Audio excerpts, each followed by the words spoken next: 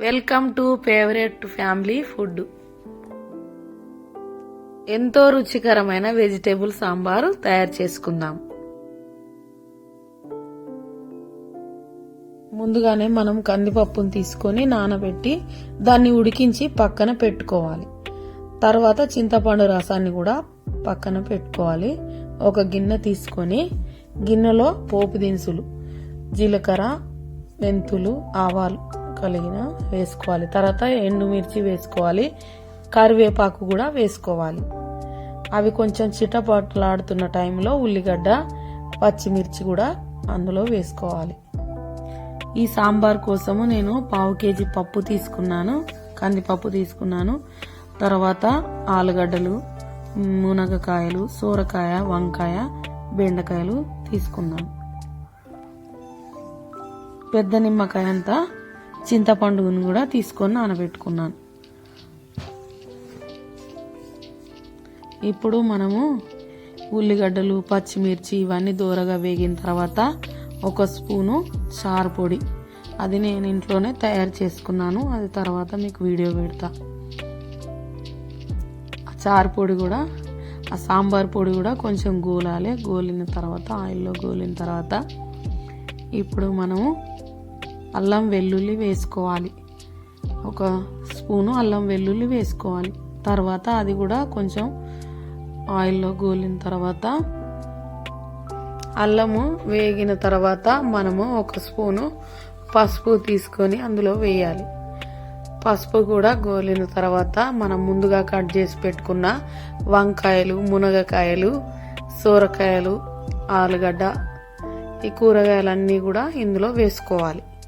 ఒక్కొక్కటిగా వేసుకొని 5 మినిట్స్ అవి నూనెలో వేగాలి. నేను రోబో కుక్కర్లో చేస్తున్నాను కాబట్టి ఈ విధంగా చేస్తున్నా.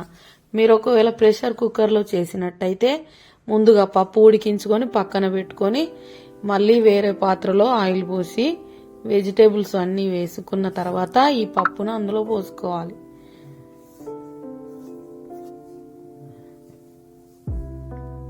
ఇంకా ఇందులో క్యారెట్స్, సోరకాయ ఇలాంటి వెజిటేబుల్స్, బీన్స్ కానీ మీరు యాడ్ చేసుకోవచ్చు ఇంకా రుచికరంగా ఉండాలనుకుంటే. కూరగాయ ముక్కలన్నింటినీ మనము బాగా కలుపుతూ ఒక 5 మినిట్స్ వరకు అలాగే ఉడికించుకోవాలి. అలా కలుపుతూ ఉడికించి పెట్టుకున్న తర్వాత మనము ముందుగానే కట్ చేసి పెట్టుకున్న టమాటాలు కూడా అందులో వేసుకోవాలి. టమాటాలను కూడా కలపాలి. కొద్దిసేపు ఒక 5 మినిట్స్ వరకు అలాగే కలుపుతూ మళ్ళీ ఉడికించుకోవాలి.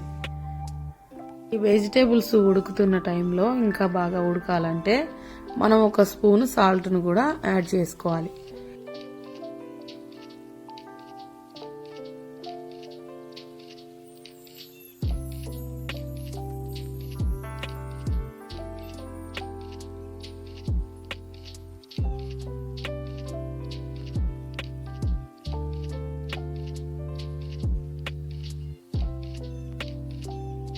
నేనైతే ఇందులోకి 2 స్పూన్ల కారం పొడి వేసుకున్నా.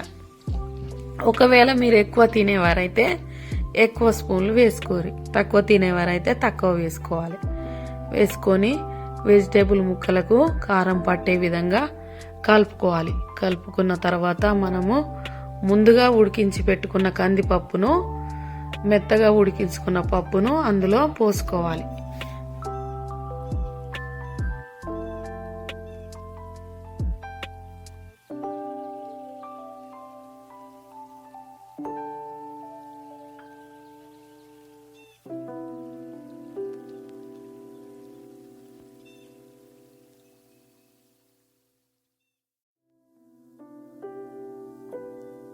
పప్పు మంచిగా కూరగాయ ముక్కలతో కలిసే విధంగా ఉడికించుకోవాలి 2-3 నిమిషాలు. తర్వాత చింతపండు రసాన్ని అందులో పోసుకోవాలి. నేను చింతపండు రసాన్ని ముందుగానే రెడీ చేసి పెట్టుకున్నాను. ఈ సాంబార్కు తగినన్ని వాటరు నేను 1.5 లీటర్ నీళ్లు పోసుకున్నాను. మరీ చిక్కగా కాకుండా మరీ పలసగా కాకుండా. మీరైతే పప్పు ఎంత వేసుకుంటారో దానికి తగినన్ని వాటరు యాడ్ చేసుకోరి. నేను నా సాంబార్కు తగినన్ని వాటర్, నేను 1.5 లీటర్ వాటర్ పోసుకొని కలుపుకున్నాను.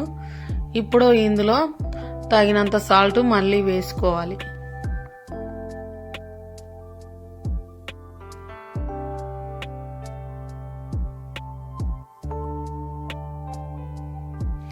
ఇప్పుడు నేను ఇందులో 1 స్పూను సాంబార్ పొడి కూడా వేసుకున్నాను. ఇందులో ఏది సరిపోకుండా మనం మళ్ళీ వేసుకోవాలి.